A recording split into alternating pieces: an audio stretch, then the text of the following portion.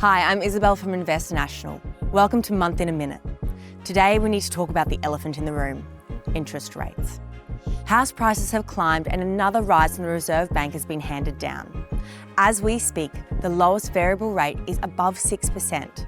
But did you know that around 9 lenders will still give you a rate below 5.5%? If you're on one of those high rates, I recommend acting now. Send us an email and we can review this for you.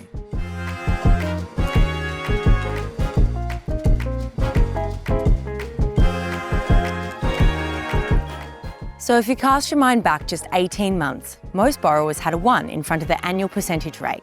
Now all of the big banks have a 6, and complacent borrowers could have a 7. What's your rate at? Hopefully not a 7. These are unprecedented times. I'm sure most of you never expected to see rates this high.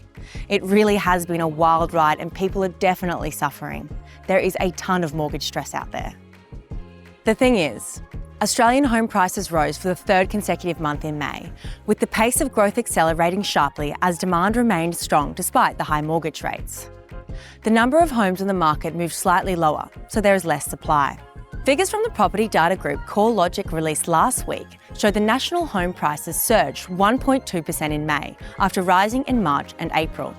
The report showed the rise in prices was because of persistently low levels of available housing supply running up against rising housing demand.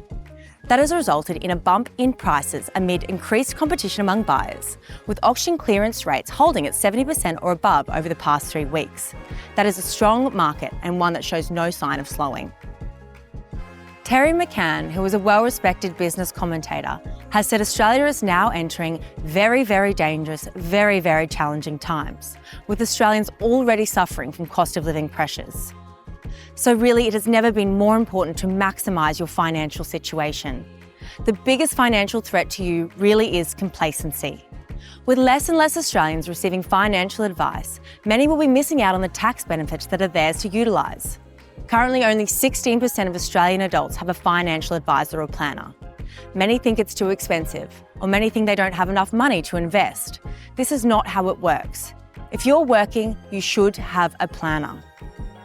With this being the last month in a minute for the financial year, I implore you to get in contact with an advisor.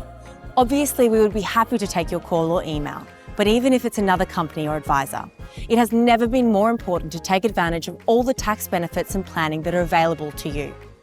Well, that's all we have time for today. Hopefully that has given you a quick and useful insight into all things money. Until next time.